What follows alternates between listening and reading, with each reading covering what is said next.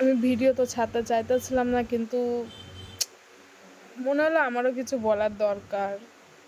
ঠিক আছে, বাংলাদেশে যা ঘটতেছে বা যা ঘটেছে, বিষয়টা হলো প্রাউডলি কিছু স্টুডেন্টরা ওখানকার এত সুন্দর বক্তব্য দিচ্ছে যে তারা 2024 সালে আন্দোলন করে তারা দেশ স্বাধীন করেছে আবার। তো যারা এই ভিডিওটা দেখছো, তোমাদের কি মনে হয় যে সত্যি কি দেশ স্বাধীন হয়েছে? আমার তো মনে হয় না যে দেশ স্বাধীন হয়েছে। আমার জাস্ট এটাই আমি ওপেনলি দেখতে পাচ্ছি যে দেশ 2024 সালের আগে স্বাধীন ছিল। যারা লড়াই করে যুদ্ধ করে বাংলাদেশকে স্বাধীন করেছিল, আর আজকে 2024 সালে এত শিক্ষিত বাংলাদেশের শিক্ষিত স্টুডেন্ট যারা কোটা আন্দোলন করছিল, আমি সাপোর্ট করি বা করেছি, সবাই সাপোর্ট করেছে তাদেরকে যে হ্যাঁ চাকরির জন্য আন্দোলন করছে, ঠিক আছে। কিন্তু তাদের এই আন্দোলনের জন্য যে কত বড় ক্ষতি হয়েছে বা হচ্ছে বা আগে গিয়ে হবে, সাধারণ মানুষরা যে এই ক্ষতিতে মানে সাধারণ মানুষদের ক্ষতি হচ্ছে, মন্দির ভাঙা হচ্ছে, হিন্দু ধর্মকে অ্যাটাক করা হচ্ছে, এটাই তোমাদের কোটা আন্দোলন ছিল? এটাই কি তোমাদের কোটা আন্দোলন ছিল?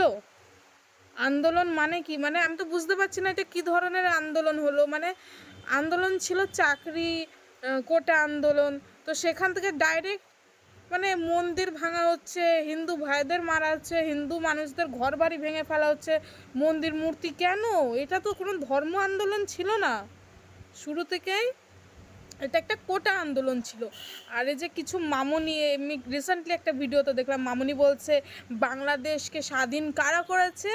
ছাত্রী দল, ছাত্রছাত্রী দল বা স্টুডেন্টরা। তো বলি তোমরা স্টুডেন্ট না, তোমরা হচ্ছে গণ্ড মূর্খ। তোমরা এখনও বুঝতে পারছো না তোমাদের আন্দোলনটা কোথায় গিয়ে দাঁড়িয়েছে। ঠিক আছে, আমার কথাটা শুনতে খারাপ লাগবে।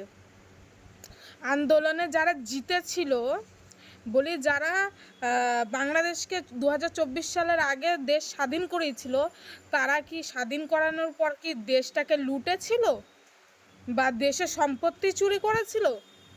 তোমরা সরকারি প্রপার্টি চুরি করছো, তোমরা গণভবনে গিয়ে লুটপাট করছো, এটা প্রাউডলি বলছো। আবার ব্রা, লেডিস ব্রা, হাসিনা হোক যারই হোক, তুমি তার ব্রা নিয়ে তুমি একটা স্টুডেন্ট হয়ে হাতে নিয়ে দেখাচ্ছ যে তুমি প্রাউডলি তুমি আন্দোলন করেছো, তার জিনিসপত্র লুটপাট করেছো। এই তোমার শিক্ষা? এই তোমাদের স্কুলে কলেজে এই তোমাদের ইউনিভার্সিটিতে শেখানো হয়েছিল যে আন্দোলন করার পর এই জিনিসগুলো তোমরা করবে? এটাই শিখিয়েছিল কি? অপেক্ষা করো, বা এই যে সে চলে গেছে সে কতটা ভালো বা খারাপ, একটা মানুষ কোনোদিনও পারফেক্ট হয় না, যেমন তোমরাও পারফেক্ট না। তোমরা শুরুতে আন্দোলন করেছো, তোমাদেরকে সবাই সাপোর্ট করেছে, কিন্তু তোমাদের এই আন্দোলনটার কারণে যে কত মানুষের জীবন যাচ্ছে বা যেতে বসেছে, মন্দির ধর্মতে অ্যাটাক করা হচ্ছে, সেটার কারণ কি তোমরা বুঝতে পারছো না যে তোমাদের এই ভুলের কারণে এগুলো হচ্ছে? এখনও সময় আছে, শুধরাও। তোমরা অ্যাকচুয়ালি শিক্ষা পাওনি, তোমাদের এটা শিক্ষা না, তোমাদের এটা মূর্খতা। তোমরা আদৌ বুঝতে পারলে না যে তোমাদের আন্দোলনটা কত ক্ষতি করছে দেশের মানুষের। ঠিক আছে, এত প্রাউডলি হয়ে বলার কিছু নেই যে কি দেশ স্বাধীন করেছে কারা? ছাত্রীরা। তোমাদের থেকে তো আগের দিনের মানুষেরা ভালো ছিল, যারা ধুতি লুঙ্গি পরে দেশ স্বাধীন করেছে নিজেদের জীবন দিয়ে।